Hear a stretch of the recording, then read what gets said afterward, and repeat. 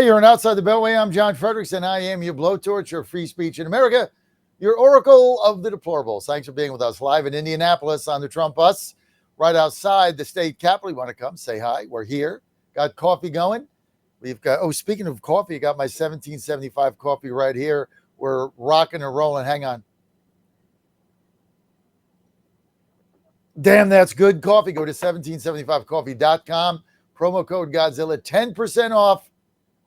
You can get it too. Maybe you can get one of these MAGA cups like I do too here on the Trump bus. If you're on the Trump bus, you got to have a MAGA cup, right? Todd Sheets with us. Todd Sheets, you can follow him on Substack, author of the best book ever on the 2008 crash. Basically, it was a story of my life. Thank you, Todd, for doing that. And what really happened in the 2008 crash. He lays it out and all about the gangster bankster stealing your money. Now, too big to fail. Also, you can follow him on Substack in case I run out of time. Just go to Substack. You can follow me there too. You can follow me. You can just go to put in John Fredericks, boom, you're there. Or you can put in Todd Sheets, and it's even better. It's all free. Me and Todd, we don't charge for Substack because you just don't believe in it, right? We got good content. We want to give it to you and let you partake in what we have to say. So we don't charge anything. So good man, Todd. Okay, let's get to the phone lines. We've got a lot to talk about today on the economy. Let's get to Tim in Orlando. Tim, line one. Good morning. You're doing a great job on the ground reporting up there in Indiana. Well, I mean, if Trump has a short list to get rid of people, I would think Howard Lutnick would be first on the list instead of Kristi Noem, because he's the one with those B-1, whatever visitor, visas. H-1B visas. It's amazing that Lutnick shows up at everything. I think he follows them around like a puppy dog. I mean, there's every single event that Trump is at, Lutnick is there pushing his H-1B visas and cheap labor and the other nonsense. And one of the things that President Trump has got to do is we got to change the optics. We got to change the messaging and the optics and get back to the domestic policy of the economy. And, again, now we got Netanyahu coming to the White House again. No one cares about Israel. Yeah. They just don't care, dude. They don't care. Yeah. Kids don't care. They're sick of Israel. They're sick of Netanyahu. They're sick of him coming to the White House. Now we got Zelensky going. Now Zelensky says, no land, no deal. Here's what Trump needs to do. Hey, have a nice day. No more money. Call 1-800 European Union and just get out of my face. If he doesn't, Todd, get back to domestic policy and stop, the Kennedy Center and the tech bros, and when are we going to get back to just jobs for Americans, Todd? Yeah, well, I mean, as we've talked about, this is a tough issue. The job thing has to get going, but they've done a lot of what they can do other than buttoning down the tariffs. I think the messaging, you're right, is important. They've got to let people know that they understand these affordability concerns. The problem that I think that they're dealing with, as we've talked about before, is once this inflation is created, it doesn't go away. So the rate of inflation might change from 9 or 10% a year, or the rate of housing increase, where we had a 50% push up during the Biden years, the rate comes back down. But when the basic problem is already there, you can't make it go away other than to get the incomes growing so people can start growing their incomes back out of this affordability problem. So I think it's an important thing for us to understand. I think they've got to hit the message that, this was created during the Biden era. We are doing everything that we can to deal with it and bring it down. But the most important thing we can do now that it's been created is to get the economy going and get jobs growing and get incomes growing. And unfortunately, it's taking a little while for the job growth to take off, which is what's creating this tough dynamic for them right now. I think one more piece here, which I think is a little different, this would take them backtracking a little bit, but I'm reminded of the old line during the Clinton administration, it's the economy, stupid. The inflation is the Fed, stupid. And if we keep pushing the Fed to get those rates down too low, the inflation is not going to go away. What do we do with Obamacare subsidies, Todd? Yeah, I think they've got to do, look, at some point, those subsidies were there to help us deal with COVID. And if you create an emergency subsidy that is there to help bring things down temporarily in a true emergency like that, then later, the reality is things are going to go back to where they were before, which means they're going to go back up. And I think at some point we're going to have to start dealing with these things. If we didn't have 6-7% deficits and $37 trillion of debt, then maybe we could be a little bit more forgiving on something like this. But, I think they've got to make sure that, those things are taken into consideration as they deal with this, especially on the income side. Be very sensitive to the income levels of the people that you're trying to help out with this. Look, that makes sense, but they got to do something. And my fear is, I tell you what bothers me, and I just want to get your comment here and get Tim's too. Tim, you're in Florida. Rick Scott comes out with this enormous plan, to fix Obamacare, and he rolls it out in December. He had a frigging year. He rolls it out with 2 weeks to go, where you can't possibly get this done. Like, I'm trying to figure out what is wrong with these people, Todd. Well, look, I agree with you on that. I mean, this stuff should have been rolled out early in the year so that the Republicans, it could have been vetted. People could have talked about it. They could have gone through all the stuff that they go through before, the sausage finally gets made and is ready to package up and put out there. And so that we're ready to deal with this right now. But this goes back to what we were talking about earlier. The Republicans have to find a way to get ahead of the game on health care. We've got major problems. Obamacare did not fix them. In many cases, it's only made it worse. The extension of the subsidies is just another example. We've got to get a coherent system. The Republicans need to take the lead on this issue. You want to weigh in, Tim from Orlando? Well, the only thing we can do is keep our seats because of the timing. They didn't pressure the Feds hard enough to reduce the interest rates. All right, they were too soft on the Feds. They were too slow on the takeoff to fix Obamacare because it was clearly broken. And now we just have to keep the seats. So we're forced into this fight. John, you're up in Indiana because you're forced into going to Indiana. You're forced into this fight, and you're fighting. And, with a smile, just tell those senators to vote for it. Just keep smiling, John. Tell them to vote for it. That's all they can do. That's the fight. Well, you know what? We got a lot of smiling going on here because you can't, it's like, what was it when Adlai Stevenson got beat for the second time with Eisenhower? He said, it's like you get up in the middle of the night, you stub your toe, and you really don't know whether to laugh or cry. It's kind of what's going on here. It is amazing to see how the country is being invaded by all these people. We got $10 billion, Todd, of Somalian fraud. We got people now running around with Somalian flags, virtue signaling. They stole $10 billion of our money. It's just, and then you got guys up here, we're trying to vote in another 2 seats, and you got senior level Republicans, vice chair of the Senate Elections Committee, Republican, up there giving a speech, crying 3 times about what is he going to tell his grandkids about democracy, and these people are trying to blow your head off.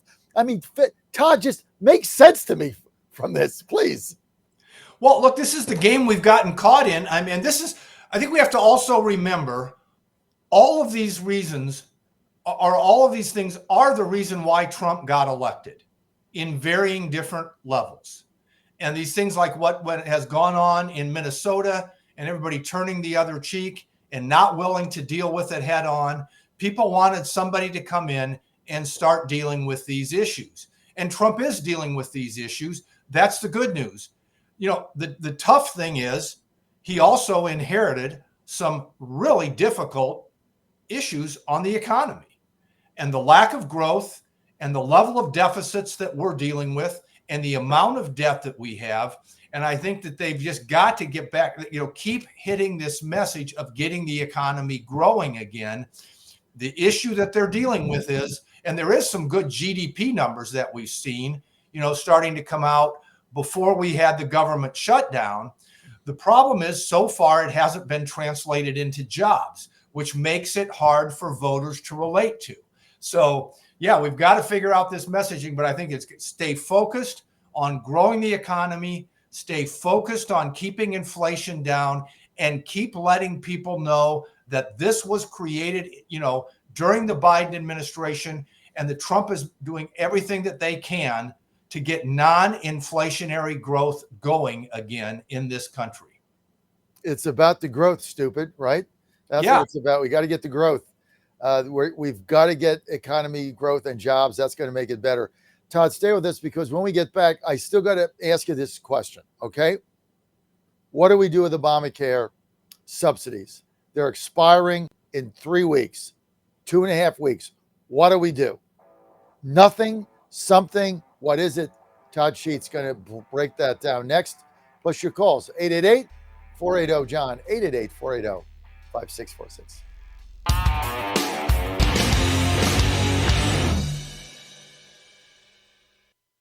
John Fredericks, and I am your blowtorch, your free speech in America. Are you having fun yet? Phone lines are open, 888-480-JOHN, live on the Trump bus in Indianapolis, Indiana, having a good time. We are having a good time. Are we having a good time in Indianapolis, Ryan? Yes. Yes, tonight, we were a little late last night, but tonight I promised my team I got to take them out for a nice dinner. We're supposed to do that Monday night, and we got caught up in that hearing that went on forever. I still can't get over that guy. I mean, come on, dude. I mean, come on. The communists are taking over your. They just stole $10 billion. The Somalians just came in and stole $10 million, okay, from a neighboring state. I mean, come on. Where are we going with this? Okay, when are you going to wake up and smell the coffee? Democracy. Unbelievable, Todd. I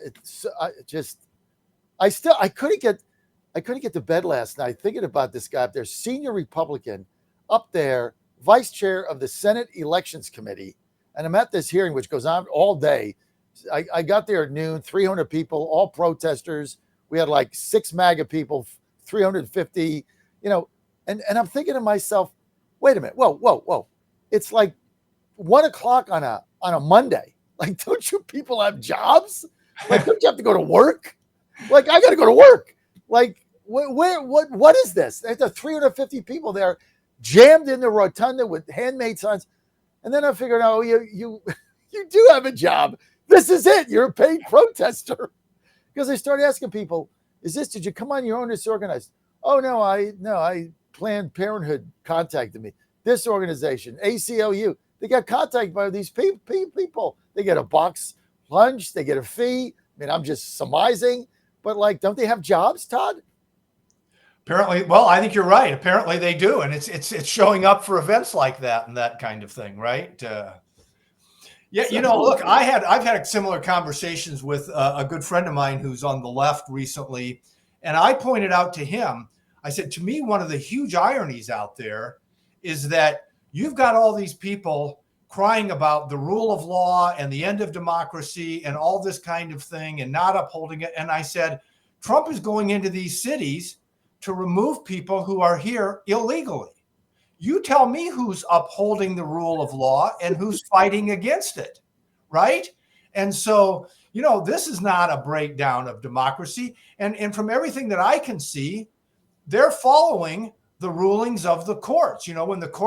When some of these things have been challenged in courts and people, and the courts have put things on hold, they have not rushed in with ICE or the other National Guard agents and that kind of thing. So I think they're following the law and they're upholding the law. And so, part of preserving democracy is going in and dealing with issues like the ones in Minnesota and elsewhere around the country where we've got to do, get back to upholding the law. And much of this has become a political thing, right? One of the Democrats yesterday, there was only two Democrats out of the 9 on the committee. I mean, and I was waiting for this, right? At first, it was they were asking questions about the maps and this and that. And I'm like, I'm just waiting.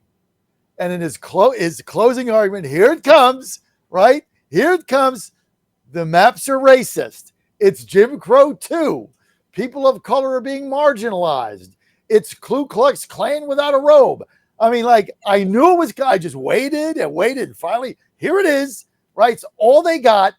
And so, and then they say, well, this is immigrants and, the Puritans were immigrants. When the Puritans came here, they had no documents. They had no paperwork. They just came and settled. They didn't have any paperwork. Why should the immigrants that come here to this country for a better life have to have paperwork? I'm thinking to myself, what planet do you live on? But this is what you're fighting. And I'm telling you, Todd, this coming here and seeing the fierceness of this battle, mano a mano, eyeball to eyeball. I don't think our audience understands what we're up against, Todd. You hear it on the news, you see it on Fox or whatever, Conservative Inc., whatever nonsense that those people put on every day. But to see it up close, Todd, we're in a battle here, and it's fierce. And these people are not going to stop, and they're out for blood. They want to destroy this nation. They want to tear it down, and they want to put in a communist empire. And anything short of that, they're not happy. They're mean. They're fierce. They're ugly. They stop at nothing. And like yesterday with these 300 people, maybe 10% were under 40. The majority of them, old, senior citizens, older, or, 50 or up, mainly women. And I'm trying to figure out, why are you here? All we want to do is get a map that's reflective of the state like the other Democrat states have. It's kind of unbelievable, but it's a fierce battle, Todd. Yeah, there's no question about it. And I have not been in that situation where it's one-on-one like that, but I can only imagine. And, look, this has been going on for a very long time. We go back, to me, this dates back to the 1960s, and we had the New Left come in. They made a lot of proposals at that time that were well-intentioned, and I think that, did a lot of good things for the country. They started to take care of the huge racial problems that we had at that time. They were on the correct side of those issues. But here we are 60 years later, and they're still flogging the same issues, as if we were back in the 1960s, and we're not. And they have not taken account of the fact of how much those policies, other policies that they put in, have failed the people that they were supposedly trying to help. You go into these inner cities in the bigger cities in America right now, they've been controlled by that agenda for 50 or 60 years, and it hasn't gotten any better. I'm reading a book right now called The Great Society, which is about LBJ's war on poverty. Well, guess what? You got everything you wanted, and it failed. That poverty is still there. It hasn't gotten any better. And we've got to take a new approach in some of these areas. But yeah, look, I agree with you. It is a battle. There's a huge part of the country that wants us to, they call it democratic socialism, but they basically want a government takeover of the system. And they think that it's going to be more fair and it's going to be more balanced. But the problem is we're going to end up like Europe. There's no growth. There's no upward mobility. We can get back to having healthy immigration in this country again if we get the economy growing. No, Todd, they don't want that. Okay. Wall Street wants cheap labor. We get that. That's why we now got H-1B visas coming back, and the tech bros are in the Oval Office, and Lutnick is pushing that. And the Democrats want votes. That's all they want. They want votes and power.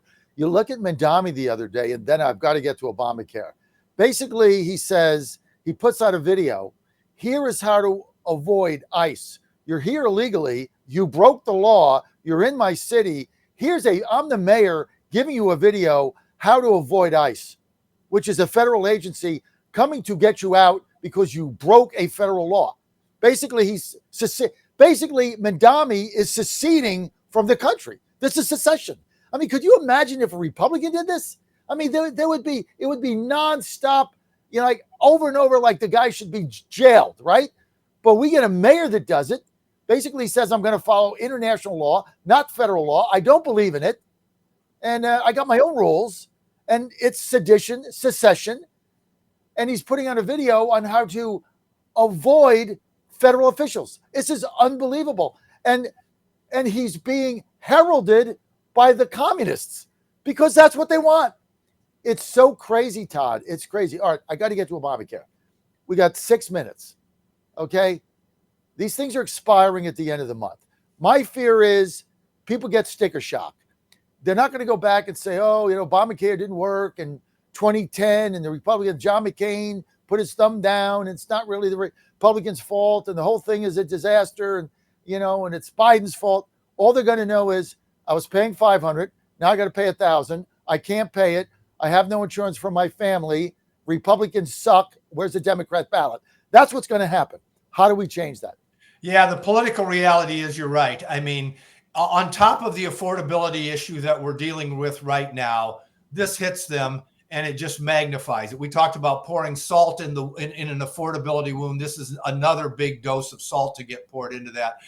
I think, look, the political reality of this situation probably is where we're headed is you have a temporary extension.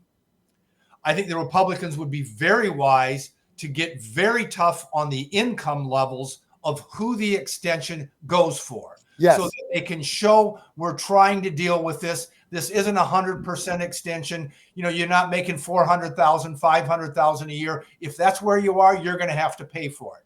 Right. You're down at some level that people can relate to.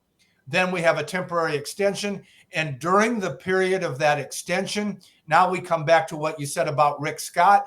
Get Rick Scott and the other guys in a room and tell them, this is your job for the next 8 months, is to figure out what we're going to do once we get to the point when these extensions are expiring. Now the clock is running and we've got a time to figure out what the game is going to be.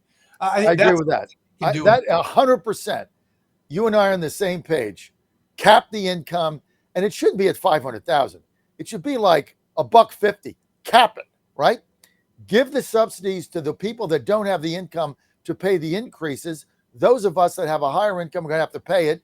Too bad, boo-hoo, wah-wah. It is what it is. Then you got a year to figure this out.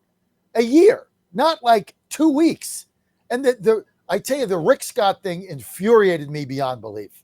Like, how stupid do you think we are? You're going to put a plan together in 18 days in the middle of Christmas? What planet do you live on, Rick? Right?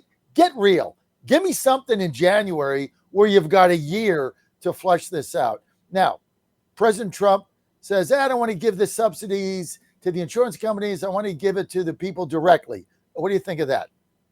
Yeah, I mean, I like that idea. I've heard some people say that, like, Republican experts on healthcare make comments that, like, in general, that's a good idea. It won't fix the problems with Obamacare. So, I just think that's something like, let's not try and cram through a half-baked solution now, right, which is your point with respect to Scott. Let's do what we need to politically, which is extend them with a hard cap on incomes. And then let's take 6 to 8 months and figure this thing out and come back with a plan. And then let's fight like hell for that plan at that point in time. And what you said and what Trump has suggested, that probably will be a part of it for some parts of the system. $2,000 a piece rebate for tariffs. What do you think about that? I'm not wild about it, given the debt and the deficit levels that we have. I mean, I think at some point we've got to say enough is enough on these kinds of things. And I think if the economy starts growing, people are going to support the tariffs and they will be behind it anyway. And you can pay them the $2,000. And if the economy doesn't take off and people blame the tariffs, the $2,000 isn't going to get you anything. So I'd say, look, I'd use it to pay the debt down. I'd agree with that 100%. When do we start getting the benefits in the economy of growth of the one big, beautiful bill, Todd Sheets? I'm optimistic. I mean, I think the key quarters are going to be second and third quarter of next year, and from a political standpoint. And these things do take time. I mean, you don't just create everything. I also think the other big point in here is get the tariffs buttoned down. I think we've been in favor of them all along. We didn't get caught up in all the naysaying and the whining and this is the Great Depression and all that kind of thing.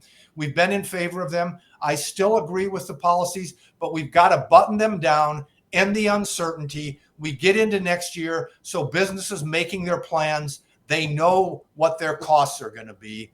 And I think we're in a good point at that point in time to start seeing things pick up. Todd Sheets, thank you for being with us today. Thanks for the extended time. You can follow Todd Sheets on Substack. Just go to Substack, Todd Sheets. Thank you, Todd. Thank you for your time today. Folks, the math is simple.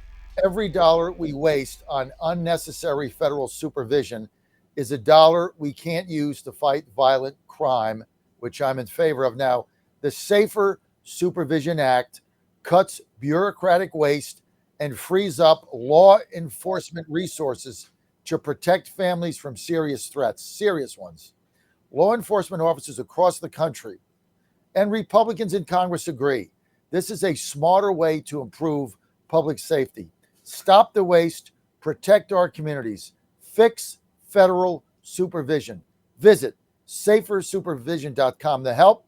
That's safersupervision.com, paid for by the Reform Action Fund.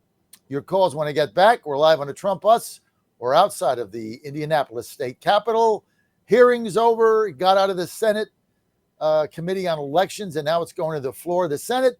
This debate's going to go on all week. Vote Thursday night or Friday. Stay with us. I'll be right back with your calls.